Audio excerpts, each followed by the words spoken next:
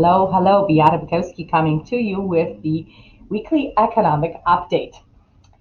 The continuing jobless claims were down the week of October 24th, just as well as the first time applications for unemployment were down as well. There is right now about 7.6 million people receiving unemployment. The declines are certainly positive development, but there's a caveat, obviously, and that is that the number of people receiving pandemic emergency unemployment compensation is counted is not counted in these numbers. Low inventory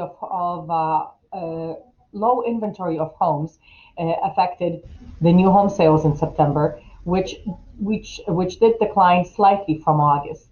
However, the report, which also measures signed contracts on new home, showed that the sales were up over 32% comparing to the September of 2019.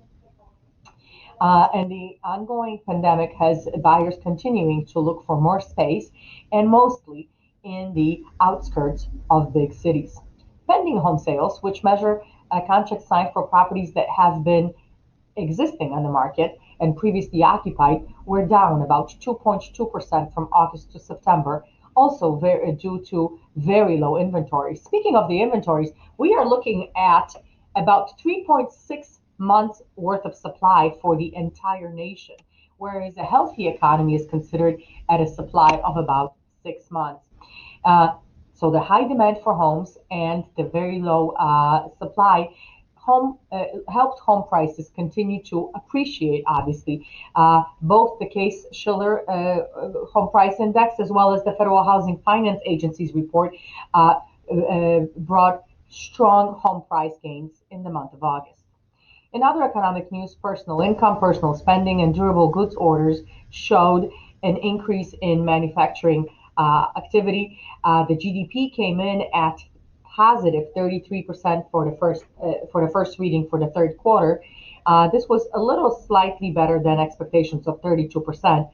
However, obviously, this does not erase the figure of negative 31% in the second quarter. It's important to note that GDP's third quarter readings had a very big, were impacted the most by consumer spending. That's what brought up those numbers higher.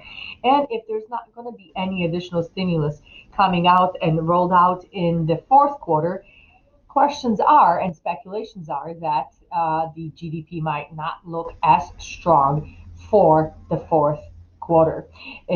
Lastly, the personal consumption expenditures, which is the favorite measure of inflation used by the Fed, showed figures for September, and they showed pretty tame inflation at 1.4%, and from month to month, it just increased about 0.2%. The biggest news for this week that we are anticipating are the unemployment report by the Bureau of Labor Statistics on Friday and the ADP report showing numbers and employment and hiring in the private sector coming out tomorrow on Thursday, which I hope to report back to you this coming next week. Please feel free to call with questions, comments, or concerns.